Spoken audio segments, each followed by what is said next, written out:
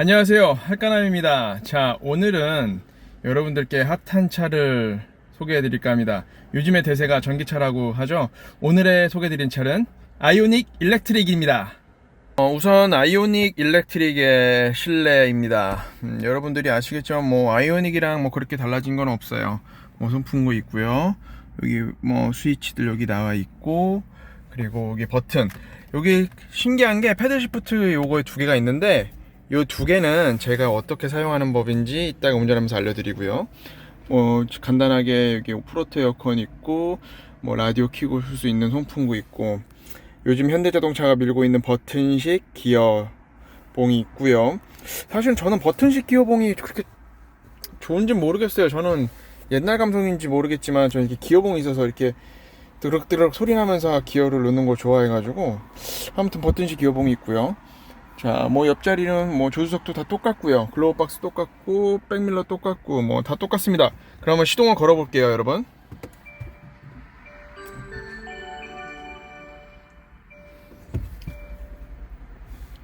아무 소리도 안 나죠, 여러분? 이게 전기차의 매력인지 특징인지는 모르겠지만 정말 아무 소리도 안 나지 않습니다. 정말 아무 소리도 나지 않아서 이게 시동이 걸린 건가 싶을 정도로 아무 소리도 나지 않고, 저기 170이라고 보이는 숫자는 이 지금 충전된 양으로 앞으로 갈 수 있는 거리, 이게 완충을 시키면 한 232km로 찍히는 것 같더라고요.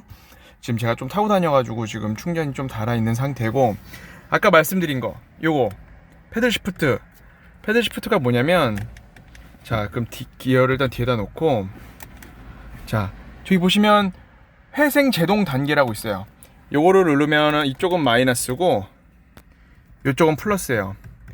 회생 제동 단계 3단계 가면은, 제가 출발하면서 가다가 브레이크를 안 밟아도 브레이크가 엑셀을 밟지 않고 엑셀을 밟아서 뛰면 브레이크가 밟은 것처럼 이렇게 쭉 멈춰요. 대신에 저기 보시면 파워 에코 차지가 있는데, 차지에 불이 들어오면서 좀 회생 충전을 시키는 게 3단계다.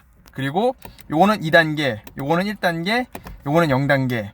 0단계로 갔으면 그냥 악셀을 밟지 않고 브레이크도 밟지 않으면 그냥 일반 차에서도 아무것도 밟지 않는 것처럼 그냥 쭉 가요. 충분히 쭉 가고 있어서 그냥 미니카 끄는 것 같은 그런 느낌을 듭니다. 이 정도로 운전석을 한번 설명해 드렸고요. 저 뒷자리로 한번 가보도록 할게요. 자, 지금 뒷자리에 앉았습니다. 뒷자리는 어느 준중형의 그런 아이오닉이랑 똑같이 평범하게 되어 있고요. 이 차는 좀 옵션이 되어 있지 않아서 직물 시트로 이루어진 점이 조금 아쉽네요. 직물 시트로 이루어져 있고, 여기에 보면 에어컨 원래 송풍구가 있어야 되는데 좀 그런 옵션이 빠진 점, 그게 좀 아쉽네요. 뒷자리는 평범하게 그냥 중중형 자동차와 같다 라고 여러분들께 설명해 드릴 수 있겠습니다. 자, 그러면 트렁크를 한번 가보겠습니다. 여러분, 트렁크입니다. 트렁크는 사실은 해치백 치고 저는 그렇게 큰 건지는 모르겠어요. 박스 이렇게 하나 넣었는데, 박스 이렇게 넣어도 한 요 정도 사이즈? 그냥 마트에서 장 보서 그냥 충분히 꽉꽉 실을 정도의 크기를 갖고 있습니다, 여러분. 아무래도 사이즈가 준중형 사이즈이다 보니까 그렇게 넓진 않네요, 여러분. 자, 그러면 바로 주행을 시작해 보도록 하겠습니다. 자, 여러분, 그러면 충분히 출발하도록 해보겠습니다. 제가 이 전기차를 계속 끌면서 느끼는 점이 정말 좀 뭐라고 할까요?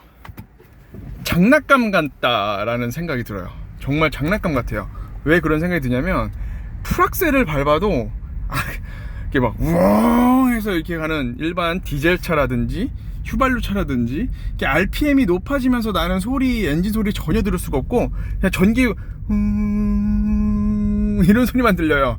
전기 모터 돌아가는 소리만 들리기 때문에 정말 이거는 좀 약간 장난감 같다 라는 주행 질감을 여러분들께 소개해드리고 싶습니다. 자, 보세요. 여러분, 속력을 높여볼게요. 풀악셀입니다. 풀악셀을 밟는데 엔진 소리 전혀 들리지가 않아요. 전혀 들리지 않고 그냥 이런 소리만 들리고 있어서 이게 진짜 자동차인가? 근데 이게 꼭 아이오닉의 특징일 수도 있으니까 다른 전기차를 끄시는 분들은 어떤 주행 질감을 느끼는지 정말 궁금하네요. 저는 아직 테슬라를 타보지 못했는데 테슬라 출장 갔었을 때 택시로 타본 적은 있는데 운전한 적이 없네요. 테슬라 탔을 때 그냥 처음에 타봤을 처음 출시했었을 때였었어가지고 외국에서 이게 테슬라구나, 야 좋다, 근데 이게 1억이나 해? 라는 생각을 갖고 있었었는데 글쎄요, 전기차의 보급이 좀 더 잘 된다면 그런 고가의 전기 차량들도 아마 가격이 다운되지 않을까요, 여러분? 그리고 이 전기차의 특징은 브레이크를 밟으면 차지에 불이 들어오면서 그 배터리가 충전이 된다는 점입니다. 잘 보세요, 여러분. 브레이크 밟아볼게요. 브레이크! 저기 왼쪽 구석탱이 차지 보셨죠? 세 칸이 뜨면서 충전이 약간 되는 그런 모습을 보실 수 있습니다. 그러면 여러분들께 아까 말씀드린 회생 제동장치를 설명해 드릴게요. 자, 회생 제동장치를 3단계로 놓고요, 여러분. 자, 보이시죠? 회생 3단계를 놓고 지금은 악셀을 밟고 있습니다. 악셀을 밟고 있다가, 자, 저쪽 앞쪽 가서 악셀에서 발을 띄는 순간 3단계는 저렇게 브레이크를 밟은 것처럼 차가 쭉 속도가 줄어들면서 이렇게 멈춰요. 근데 차지에 불이 들어오죠. 자, 3단계가 가장 강도가 센 거고, 자, 2단계로 놓고 다시 악셀을 밟고 브레이크를 딱 안 밟고 엑셀도 발에 띄면 차지 한 칸이 들어오면서 차가 멈추게 되어 있습니다. 자, 1단계로 줄인 다음에 다시 1단계로는 아무것도 안 밟았을 때도 속도가 줄면서 차지에 불이 틉니다. 이렇게 회생제동장치를 이 차에 심어줌으로써 차가 브레이크를 밟거나 차가 스스로 멈추게 할 때쯤 충전을 시키는 이런 시스템이 들어가 있는 게 저는 좀 신기했습니다. 물론 하이브리드 차도 저희가 브레이크를 밟거나 이러면 회생제동장치가 돼요. 근데 이 전기차는 그런 이질감이 있어요. 이 차를 일방적으로 멈춰야겠다 라면서 배터리로 충전을 시키는 이런 이질감, 이 드라이빙에 대한 이질감이 있다는 것을 여러분들께 설명해 드리고 싶습니다.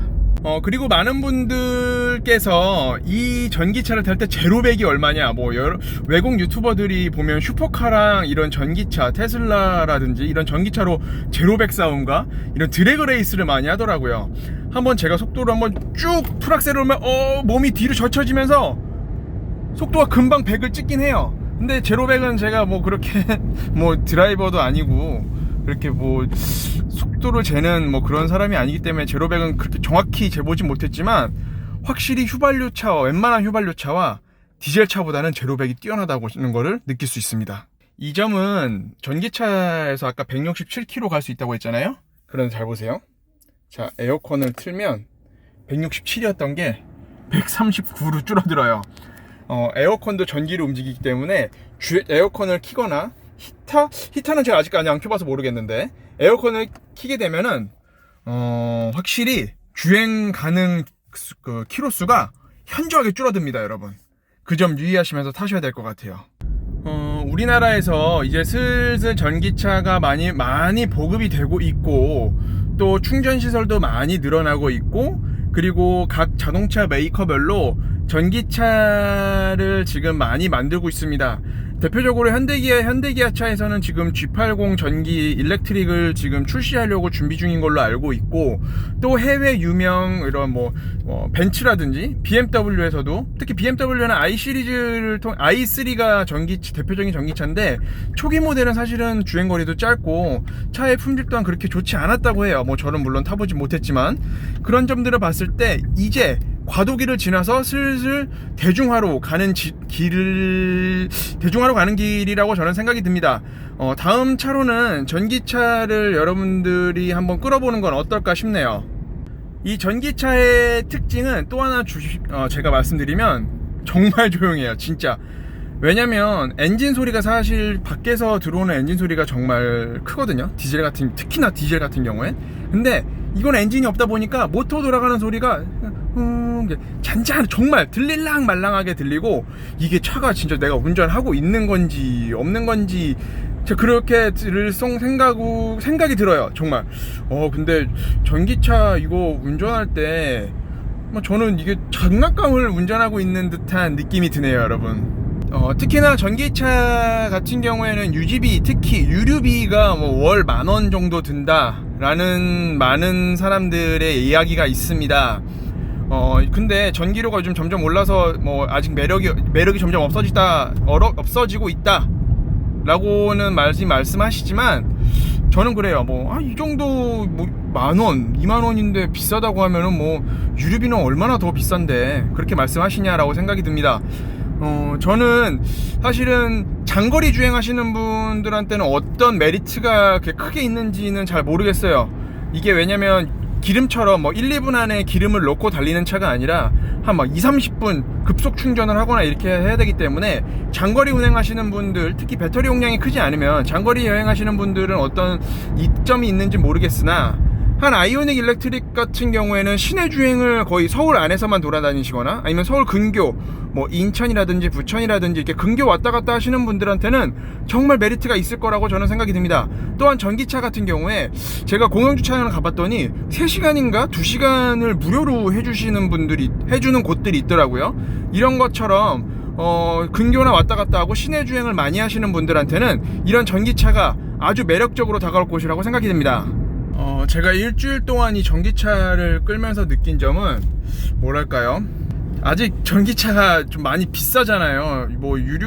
보조금 시에서 보조금을 받는다 해도 요즘 특히 인기 있는 테슬라 같은 경우에는 한 4천만원 돈, 5천만원 돈을 준다고 하지만 글쎄요, 저는 4천만원, 5천만원 주고 아직까지 특히 테슬라가 품질에 대한 그런 게 많이 올라왔더라고요.